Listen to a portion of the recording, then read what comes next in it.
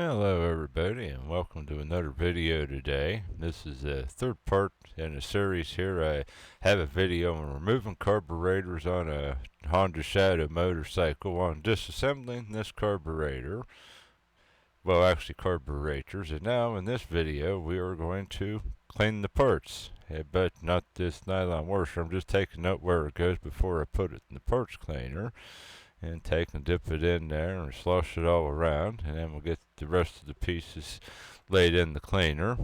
Yeah, the big key on is putting your parts in the cleaner. You only want to put the aluminum and the metal parts in it. You don't want to put any of the plastic parts in it if you're going to be reusing them. Okay, and there's just against some miscellaneous springs and such I'm putting in. Yeah, parts cleaning is part of mechanic work on whether it's motorcycle or cars. I'll admit it can get into as much time as actually the actual taking off and putting back on the parts, if not more. Especially if you're doing like a whole engine. I think I have about everything here that's going in. And they put the little jets and that in, although probably the kit does come with them. I still haven't opened up. The kit did come, but I haven't opened it up and looked at it yet, but we're getting there.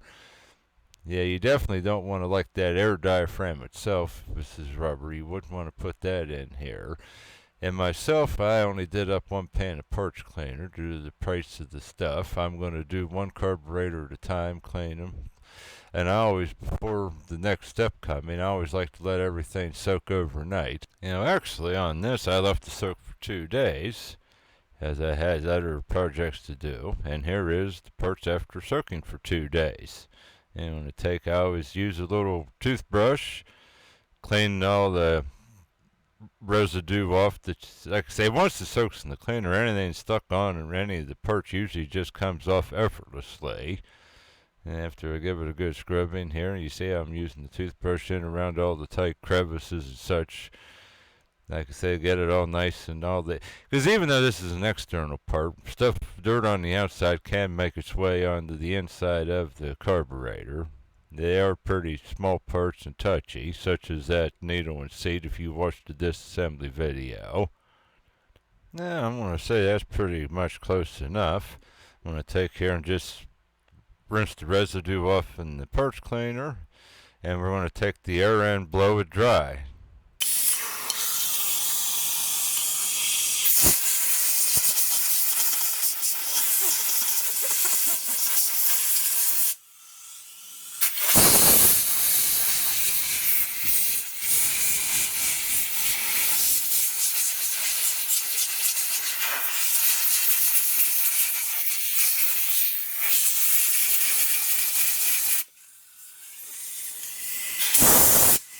And that's pretty much dry enough. The rest of it will take care of itself just with there. And there you can see it's nice and clean.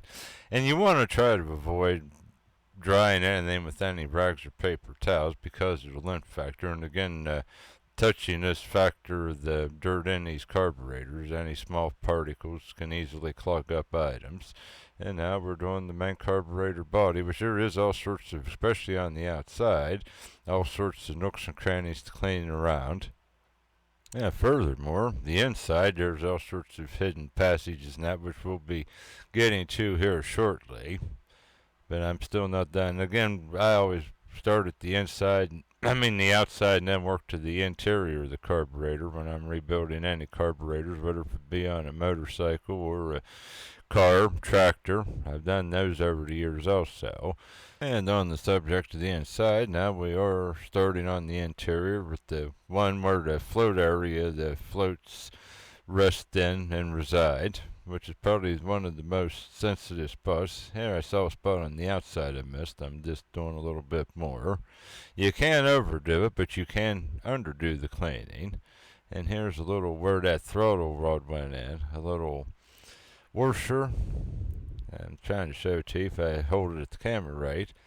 And then behind it is a deteriorated O-ring, which does not surprise me with the old gas. And number two, just even without old gas, just the ethanol and such and gas today, it does not like rubber parts whatsoever. And still here, I'm like I say, giving the outside some more cleaning. It's not quite as good as I wanted it just yet, but I'm going to soon say this is pretty close.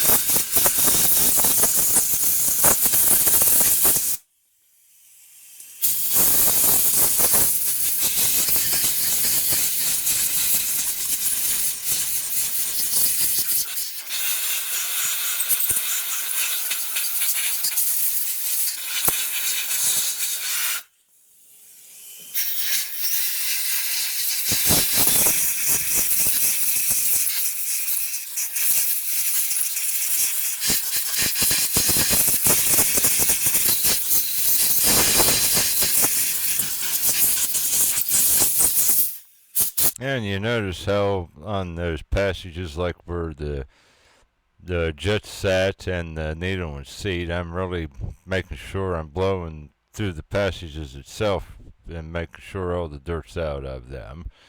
Because that's definitely, you wouldn't want any dirt left in there. You'll be right back to square one like you never rebuilt the carburetor.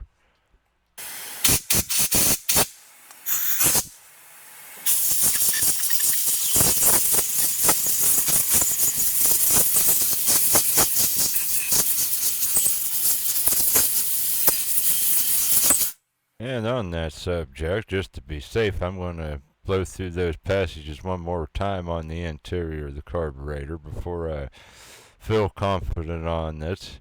And here at the top is some more passages where that air diaphragm for the vacuum sits. There's, like I say, you can see them on your carburetor. And indeed, I feel pretty good on this now. Let's one more little dry and put it out of the side. Now we're going to go do some of the other little bits and pieces that's left in the cleaner. The one thing about it, use caution when you're using the air, especially with these smaller parts like this throttle linkage hookup, because next thing you know, you're using the air and it gets away from you. The air blows it right away. You could, I assume, take a pair of pliers or something and hold the parts when you're drying them with air. Also might help, or a pair if you're careful, just don't break anything, a pair of vice grips if you wanted to hold it in place. But I've got used to doing it the hard way over the years. Many carburetors later, many bike carburetors and many car carburetors, my share of both.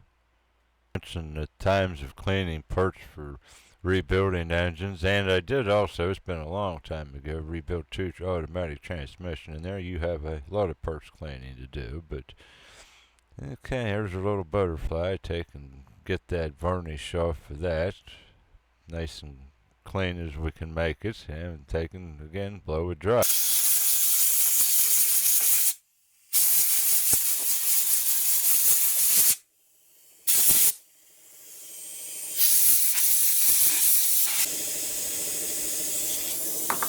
The compressor kicked on in the background. We're using some air. Took a while. I have a large 80-gallon tank compressor, but it finally kicked in.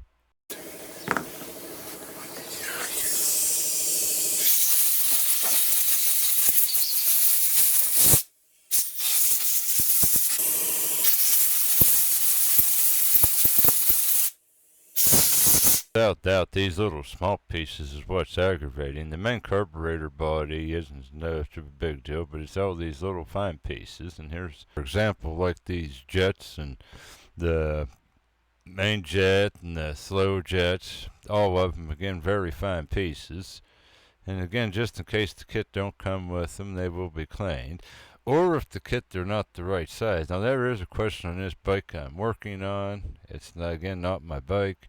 Somebody did put straight exhaust on it. If they did reject the carburetor or did not reject the carburetor, I have no idea on that. So maybe in my case, I will be reusing them one way or the other.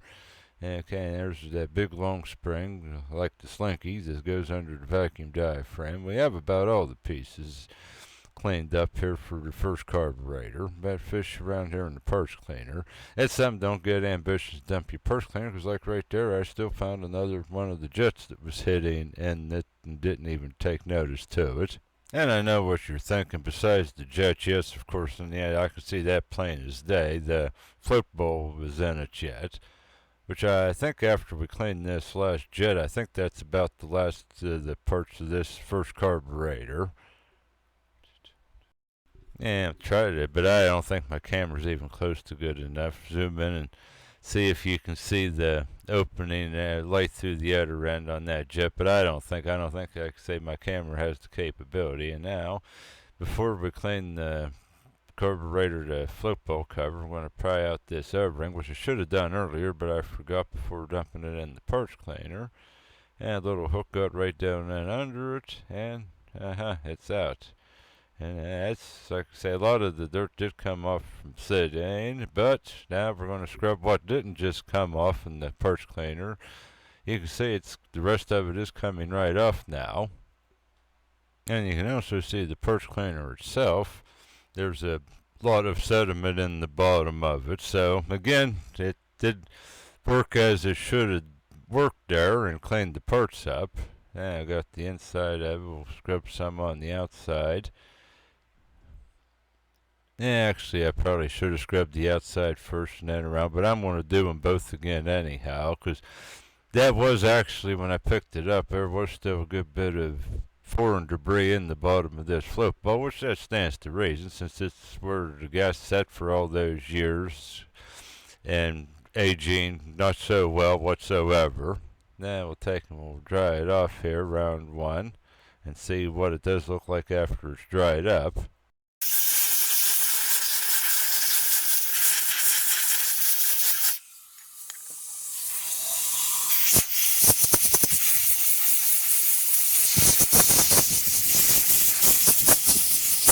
And no doubt I'm going to say this is clean enough.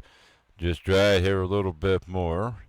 And we're not done yet though, because now we have to clean the parts for the second carburetor. Gotta love multi-carb engines, but at least, hey, it's only a twin, it's not a 4-cylinder. I did 4 cylinders over the years. That's even more work yet. And now we're going to take, again, just sort of rerun, put all our parts in the cleaner. Or again, if you wanted to invest the money in an extra container and an extra amount of parts cleaner, you could have had them all soaking at once. And they're the same as the first one.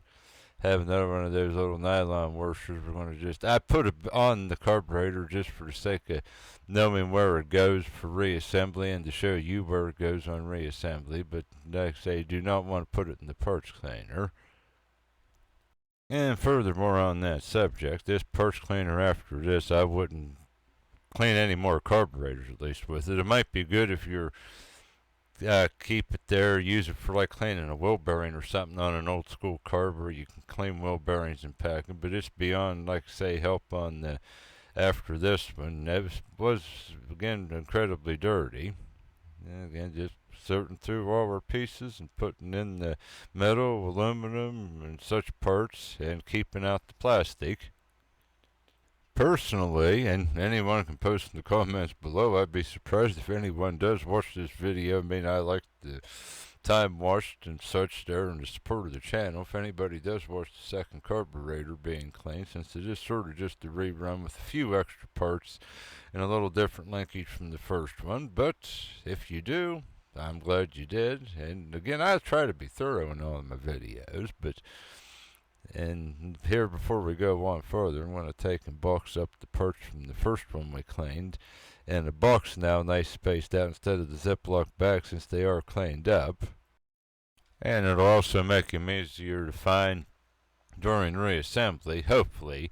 And I laid a piece of paper in the box so nothing accidentally, where the box was folded together, little parts would end up getting stuck underneath and then you would think you'd lose it and be all looking around for what's basically just still hidden in the box. And this here to cover this diaphragm, actually like little screws in that, is just sort of perfect to turn over once I thought about it and put the small screws and such in to keep track of them. And there's our parts that, again, rubber and plastic that we didn't put in the parts cleaner. Now we're just going to seal the box up and put it to the side while we work on the other carburetor cleaning. Okay, one thing I'm going to do different this time, because I didn't even pick up on the last one, I'm going to pop this little washer out where the throttle linkage slides in and get rid of the sill. I said earlier O-ring, it's actually like a fiber type of sill. It's like a cloth, but it's in just the same terrible shape. And I'm also going to get rid of, which I had forgotten to take off before putting it in the parts cleaner, the gasket for the carburetor float ball. Pry it out, and it's been quite stubborn. Usually has a little hook tool you can hook right in underneath of it and pull it out, but it does not want to come. It is extremely part of it. It's fastened in it with it really tight. But anyhow, now we have it working out of the float ball cover, and that's out of the way. And now let's start cleaning our pieces, starting with the simplest of all, in my opinion, is the vacuum chamber cover.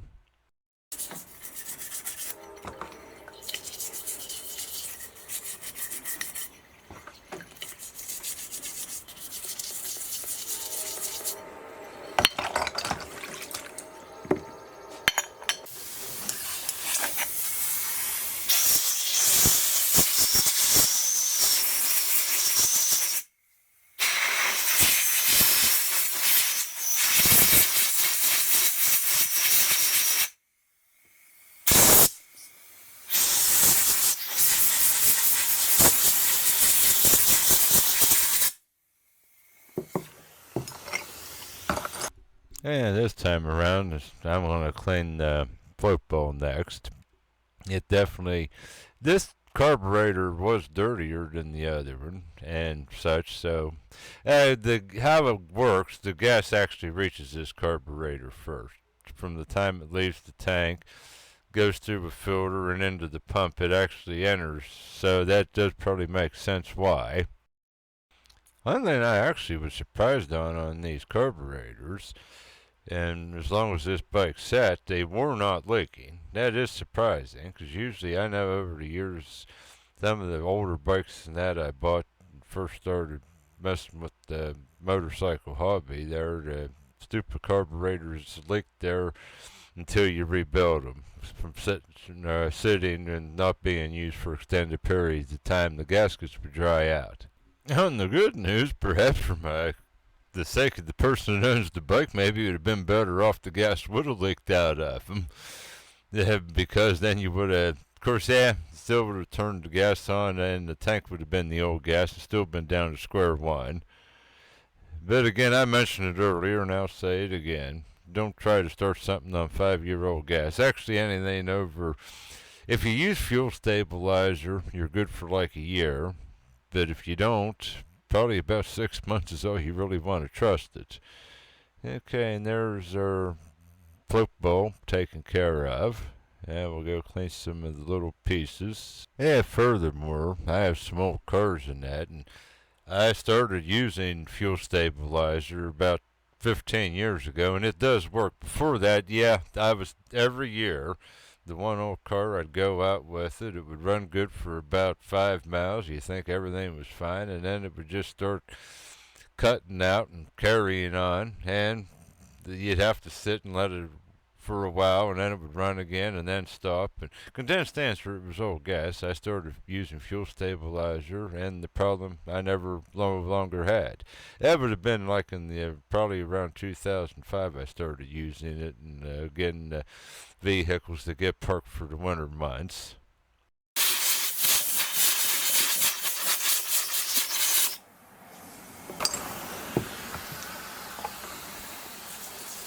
Clean another one and the other butterfly. That varnish that's on these is really stubborn coming off, and again, I guess all of it does not have to come off. It's not going to hurt anything, but they're don't just come off like the rest of the dirt and the rest of the carburetor. But I'll get as much as I can, even if I have to use my nail on the thumb.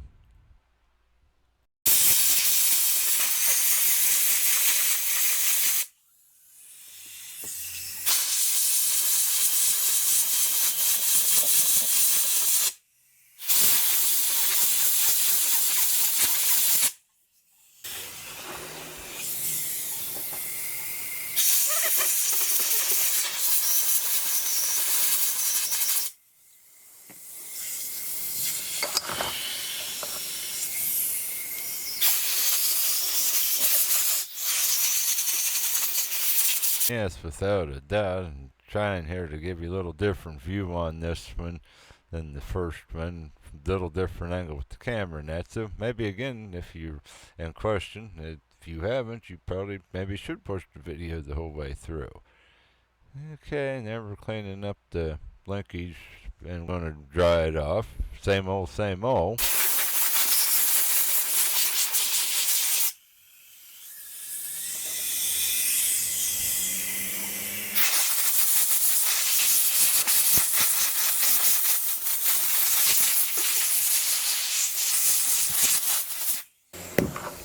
Interestingly, because you have to get it, separate the carburetors. The linkage for both carburetors ended up at the right carburetor parts, but if will be a reassembly video, but they will only go one way.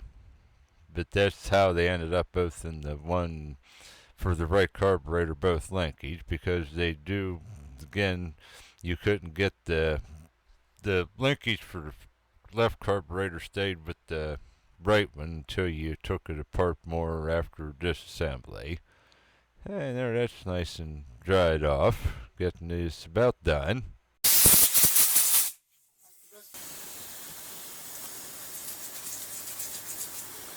And I didn't really want to drop that back into the parts cleaner, but a little extra work, a little mistake. It happens. Yeah, at least it only went back in the parts cleaner. I didn't have to go dig around on the ground for it or anything, which is good. And a few more little parts here to clean on this, and we'll get the main body of the carburetor. And again, you'll have to stay tuned for the future videos on we have a reassembly video on the carburetors and one on installing the carburetors back on the bike coming up here in the future. Not to mention the video that's currently on YouTube on removing the carburetors off the 2003 Honda Shadow. Okay, well, a few more. There we have the float the seat, clean it up. Again, the kit should have one, but we'll clean it. It just seems like the thing to do. Put it in the parts washer and such. I actually left that filter on it, but the plastic probably shouldn't have been the parts cleaner, but it didn't seem to hurt it, and blowing another one of the jets out. And you can see when I blew, the gasket did come out the other end how I had the camera in that situated. So it definitely opened if it was closed shut. And we do have to reuse it. It is open and good to go.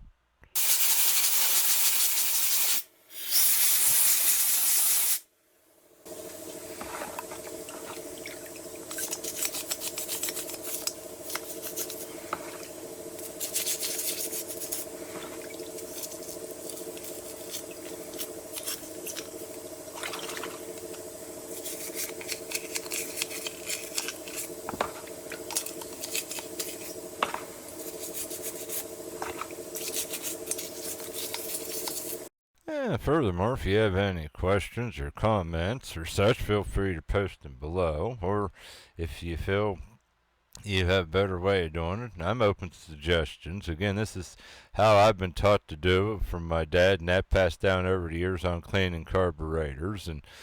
But again, we all have our own way of doing things. Not necessarily any's wrong or right.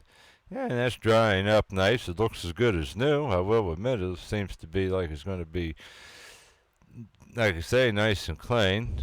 And going to just take care. I did miss a spot. Scrub a little bit more.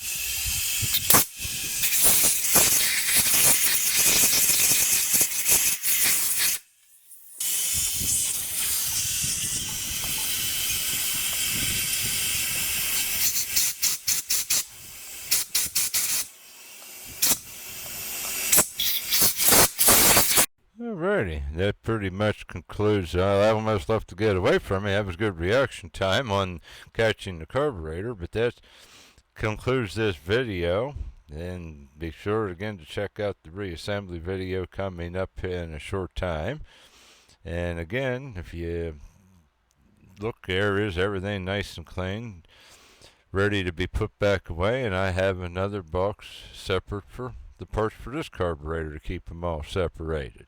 Again, as I said earlier, keeping the parts organized and not lost on these small pieces is one of the big keys on a project such as this. Alrighty, we're going to let you go. Watch me put the parts away. Again, thank you for supporting the channel. I appreciate any thumbs up and any subscription.